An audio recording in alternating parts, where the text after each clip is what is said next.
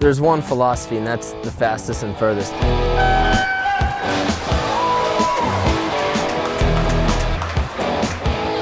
As soon as you come off that block, it's got to be pure explosion.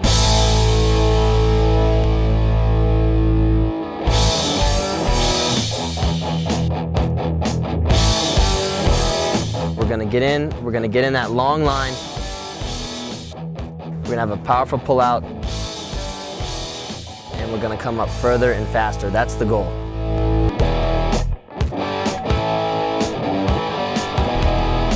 I think the start is pretty individualized. I think you have to feel comfortable up there. First things first, you got to feel like you belong up there. The most important thing is you have to feel like as soon as that gun's off, all your energy can go directly into the water.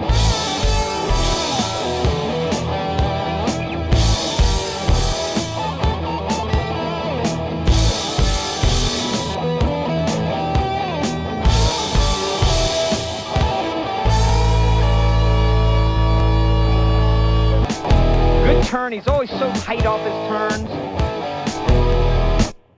The technique of the turn is to reach the ultimate point, which is to get on the wall and off the wall the fastest. And that to me is done by coming in on a full stroke, touching with both hands, immediately dropping one elbow and driving the knees up to the wall.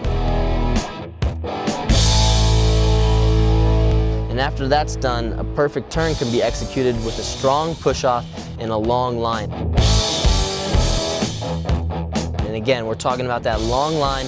The least amount of resistance is going to get you further on every pull-out. To emphasize the amount of time spent in these positions is a huge part of the race, and a lot of people don't realize that.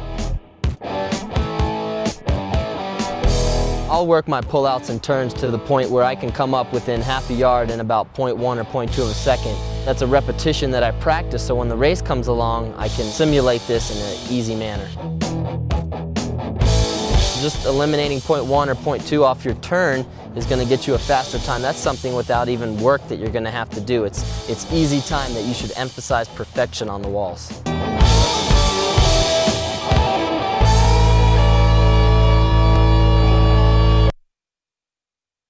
Heroes. Someone that I think portrays me, again, along the lines of similarity, is Steve Prefontaine. Something Prefontaine had was that ability to just love and have a passion for a sport and be willing to do anything that he possibly could to become his best. He ate, breathed, everything was around his running, you know, and he was always trying to find a way to be better. And I think that's what I'm trying to do in it the same sense. You know, I think that's very important to take your swimming or any sport to another level, is to have such a passion for it that you're always looking for an answer as what can make you better.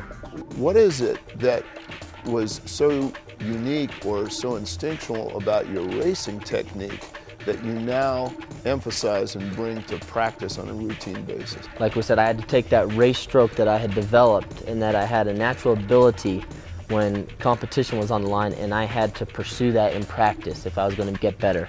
And what that was my ability to use my strength and size for powerful strokes, getting in distance per stroke, and that was done through maximizing my line. And when I'm saying my line, I'm saying that I want to be in the least resistance position as possible while I'm swimming, and that's my streamlined position. So I wanted to use my pull and kick and perfect a technique that allowed me to be in that long line the most amount of time. And what that was developing strength, my aerobic capacity to have that in practice and to be able to mirror image what I was doing in competitions for a longer period of time in training, and that would relate to me becoming a better breaststroker.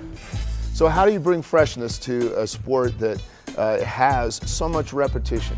Short-term challenges. That's the only way. You can't sit there on Monday and say, this weekend I want to do this X amount of time. You got to sit there on Monday and say, tonight at practice I want to do this. And if I don't do this, that's not going to allow me to do what I want to do on Saturday. Come Tuesday, you got to repeat the process. So you got to look at each day as a new day and a new challenge. And I don't look at it as the big picture because, again, not many people can swim and stare at a black line for 5 hours. It's a draining process, but you have to find little tasks each day that excite the athlete. Your mental side. Tell me a little bit about how you set up the mental side of your approach, both to training and certainly to the best performance possible? Well, the mental side, like you said, is just as demanding as the physical side. I feel like, when I come to practice, that's almost the easy part. That, any physical demand you throw at me, I'm going to give it my best.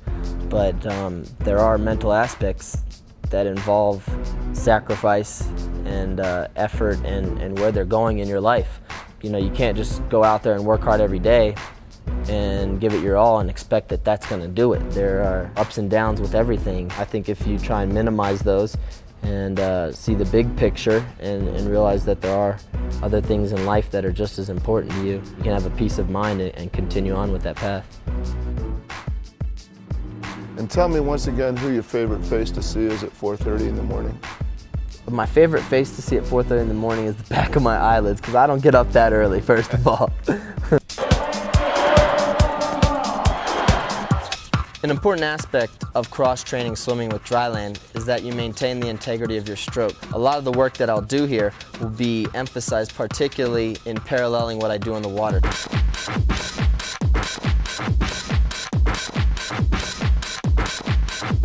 We want work that is specific and directed towards what we want. So by coming up with a dryland routine that directly mirrors what the stroke would look like or what we're trying to achieve in the water, I think we have increased performance. Everything that I do in dryland has an impact directly on my stroke, whether it's knee flexion,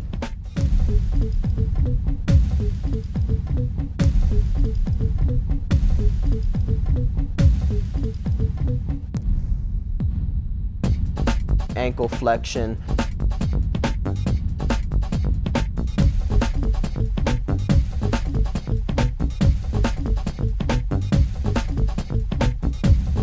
maintaining the core line,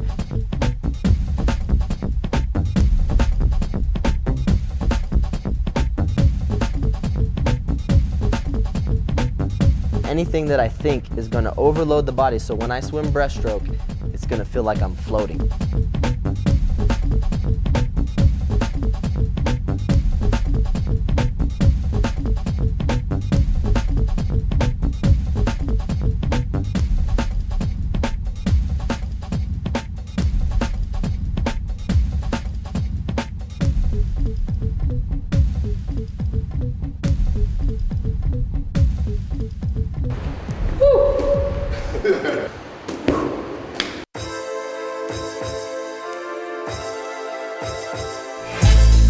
Toys that I use are just going to reinforce our philosophy with breaststroke with the kick and the pull.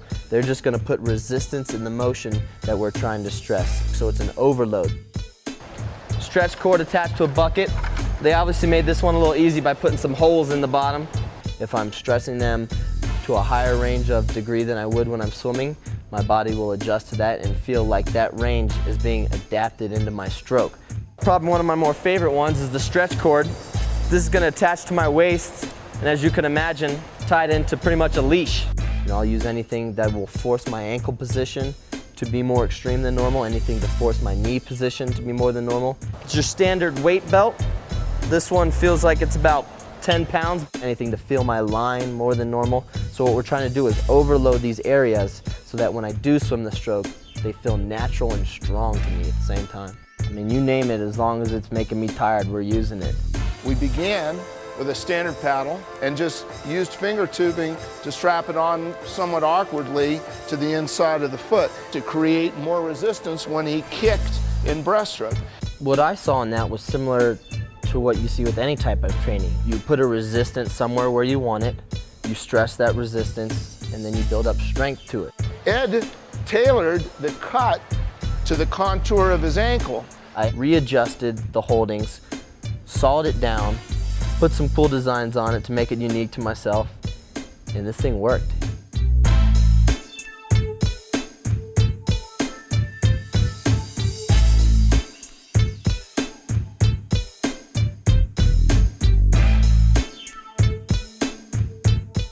Now with a better fit and positioning new holes for extra finger tubes, you're going to have a more refined engineered kick paddle for breaststrokers. A squeeze method would not work with these paddles. What we're trying to do is have a full flexion with a push back and a close, and this paddle allowed that, and that was a huge step, I think, to developing my kick.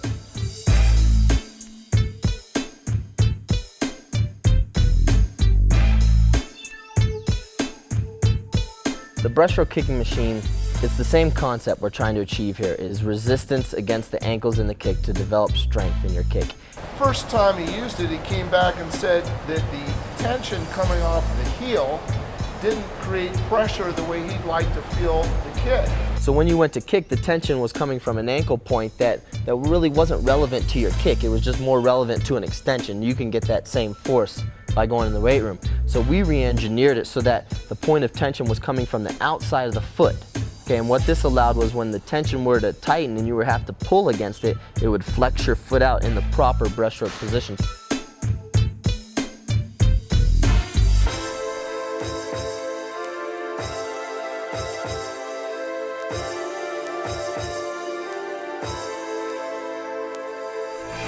You can't go into a weight room and reproduce the kick like you can in the water. So we want to put the resistance in the same fashion that the kick is. And this toy is allowing us to do that. The paddles are allowing us to do that. It would reproduce the effect of a resistance training against this ankle flexed kick that allows for when I take this off, I'm going to feel exactly like you would if you were swimming with paddles when you take it off, that you have a good catch and you're maximizing your range of motion.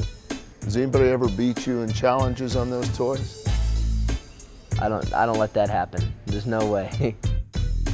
There's a combination of ways of putting this catch, this anchoring of your hands, and this direct kick with your pull. There's a timing. 102.7 though, right on world record pace. The timing is where all the power comes from. We're gonna take a full pull into an explosive kick that's gonna allow for the fastest and strongest position I have in my entire stroke. I have a certain stroke count that I follow in practice, regardless of the distance, regardless of the effort, regardless of the speed. And it's there day in and day out, and I acknowledge it. I don't just let it happen. I have good clock awareness, and I maintain stroke counts that I know throughout practice. I'm not just going through the motions. Again, I understand what I'm doing.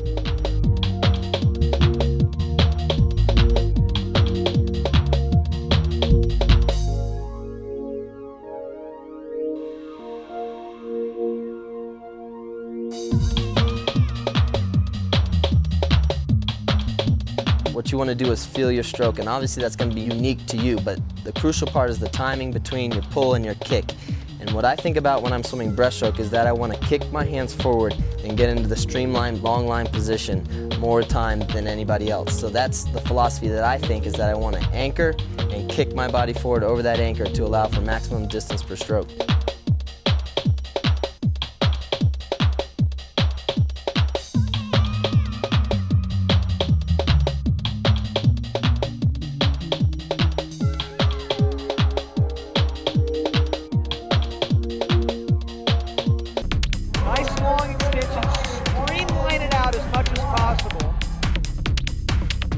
Two things we're going to look at here is the line position and the leg draw. We're going to pause it right here and show you that from end to end we're looking at a straight line. That's the core line that we've been talking about. You want to be as tight as you can be and as long as you can be, because we're maximizing the straight there. Follow the red line from the tip of my fingers to my toes. That's what we want. That's that core body line that we're talking about.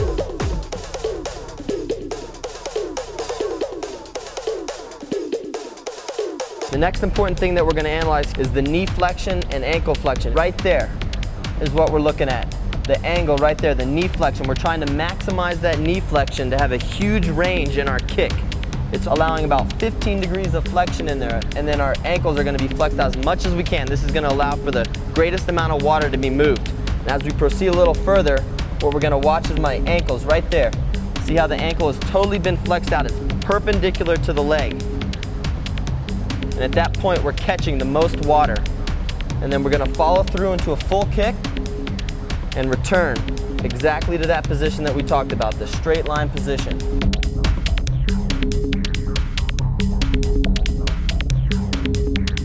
After the kick, we're going to lead into the pull, which is going to be our anchoring position. We have the straight line, as showed here. And the next thing we're going to do is going to want to anchor the arms at a point away from the body. So the point here is to hold as much water as you can at these anchor points and pull the core through these anchors. Just like I said, we're gonna pull. Imagine that you have a ring and you're grabbing it and pulling the core line through.